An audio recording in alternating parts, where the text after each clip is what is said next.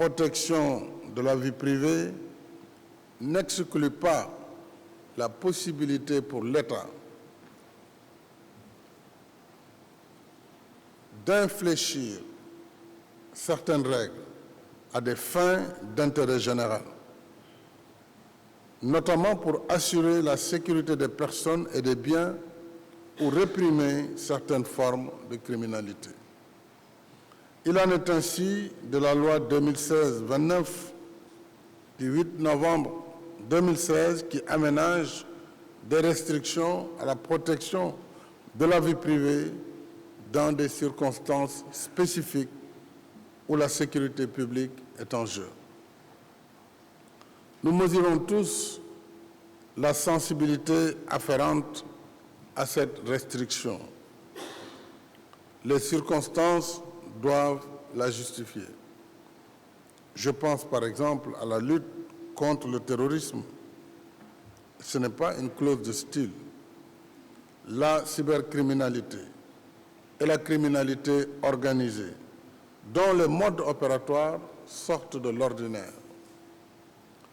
Dans le même esprit, la loi 2016-33 du 14 décembre 2016 autorise des mesures spécifiques pour la collecte et le traitement d'informations relevant d'activités de renseignement.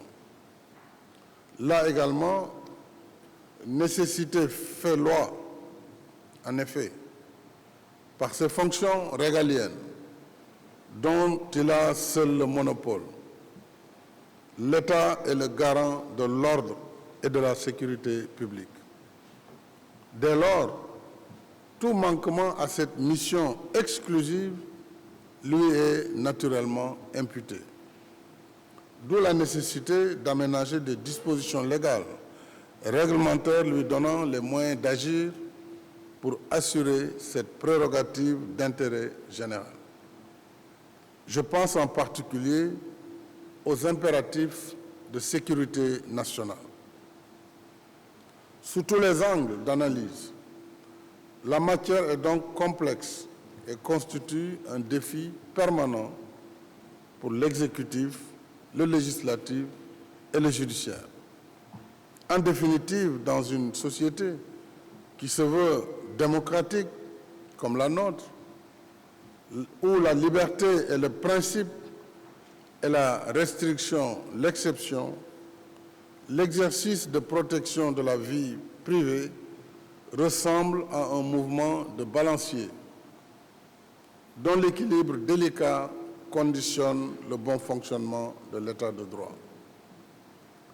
C'est dire qu'au-delà des textes, certes nécessaires, le sujet du jour relève aussi de considérations d'ordre éthique et moral qui nous engagent en tant que citoyens et citoyennes liés par le contrat social et dotés du libre arbitre, c'est-à-dire l'aptitude à nous déterminer par nous-mêmes et non par crainte d'une force coercitive.